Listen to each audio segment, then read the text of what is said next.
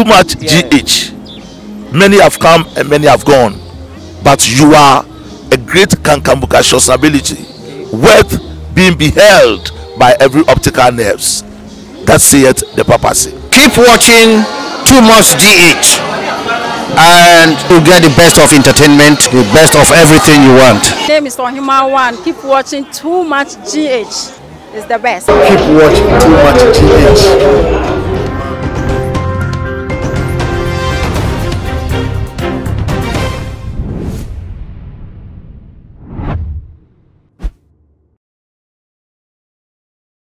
Ebushia for me mamo aqua bashronko eba Too Much GH so midi edin na ama opuswa na ebreso aso say training issues mede ebesumo e wo video so na just say ensem no menkoso prekope na just say wunso timinye bi enti e wo mu Ghana ha wo ba ye man mu ye wo mpanifo bi a just say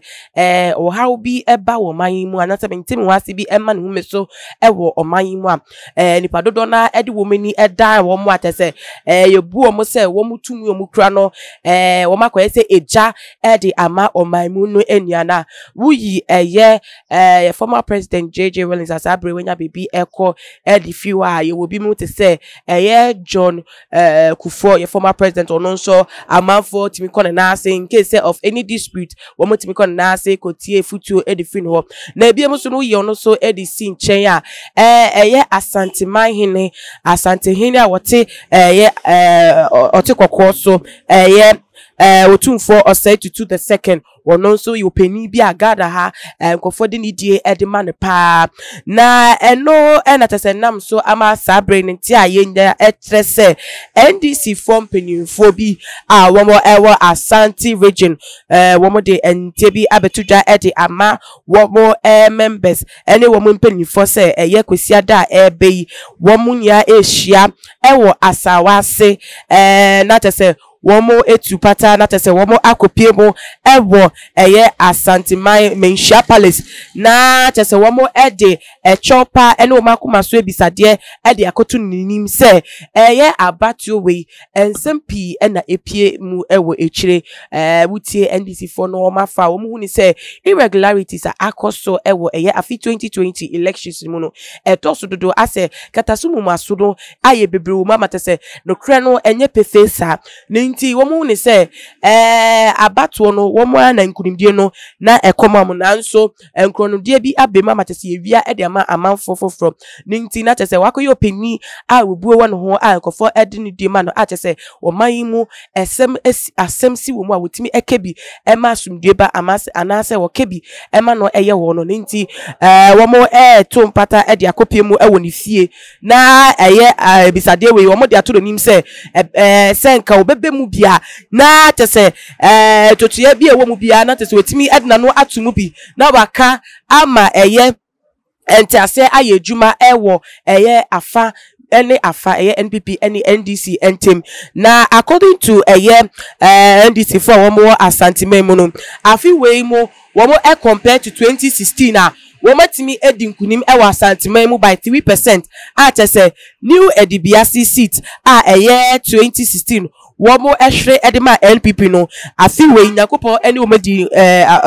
no omedi ye ama omonsa etimi akabiem na jese so omonsa etimi akabiem ene ahodro bi eho ka ho a ene na tese hu bibia kire from education say nkunimdie de wo ba fa but akwese NPP for so ekremu tahwe atese womo twe enche womo ye de ombetimi ye bia so moduma no aka enye adwuma ninti na se say de akoduru ni se womo de omanim beto Asante hini enim na tese wono so womo de ebisade ba koto ne na ase na tese wono so abemu no obeka se wonkofo bu ninti womo so betie na tese de se fata se ye womo de ne de amomo na asumdue etimi akoso aba woman mu ninti na tese womo apom trimpo sa se Sunday womo etu sa anamono na elsebwe ebetu Ghana for say na tese NDC for ebi wo ha womo ni ye bia womo edi ba bontin wodwo ho kra wonte ase Asante hini asabre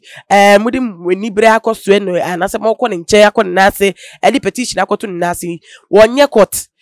emra ene di adwuma ewo man mo ye the rule of law a chese ye court kese pa atese timi kansem na bi ensem pefe na atese de ofom no wode etudwa na atese de odi bemi so de tudwa ye the Supreme Court ho NSS nka asem bi omwo efa abato no ene declaration betudwa na ese nka womo efa nko na ye ne den na ase de womo wekọ Asante Manhene na ase na atese womo de akotu nim na da bi o ka eba kosi se because already na declaration na koso de dada nti die pa no betimi aka ebesesa ye nyama se na sifate nti se nti ase ni wo ma fadia na hu be yate kota na omudi omeni be kire dante wo mo de be fafa efichire ase de wo mo de nanam ni peni so na wo mo epe animadom e de fi Asante Manhene ewo na ebiem so no kofo eso ebi adwen ene se kofo bi adwen ene se so wo boka se wo mo de kopie Asante Manhene ena ase anata se ne papa mu because Ghana ha wo betima aka se mpenifo a wo botimi kasa masundwe ebe omayimu no omutimi etu ampenifo efo no ebi eno ono nti so omudu kotu no hwe na wo mo mpenu gidigidi na tesa sundwe kwai so no mpenu omso no bakoto Asante Manhene enima na ne kwai so ano no se na ampenifo eka no ye de nidie ema de nidie esefata no nti se ye Otumfuor eye obi a nidie esefata no obo so omu nidi obo ntimi entwa no ho enko bebi fofo no omu na ono no omu ne se ometimi de o ma asema to nanim no otimi kebi ema ne yem ma omode a elena ne kwai so ano no wo mo fa wo ma asem no enkoto nanim na tese wontimi enkebi enfa mo na ebusiafo ne niam no afei no mo de atudwa se wo mo edi bekọ na se wo mo enfa nkoni nia no ye de ni ebedi eche no mo de koso a de Asante Hene so beka edi afa nsem no so ono so be story etia isi no wa fre ye ranada kufu ado aka che ne se wontwe ontwe nsa na se on fa nkudindie no emma ye ra John Dramani Mahama na se obetu foforo edi afa nsem no ho a ebeto jana ye beso mo wo too much GHS medi edena na ama owusa na ansa na mefimi no because adwentwe bia wo fa nsem we hu no bobo de anafa so me ye comment section na be mu no share video we on all the social media platforms na follow ye your Twitter and your Instagram account at too much GH _ Facebook also too much GH na me ya doma ye be say di shabim makramo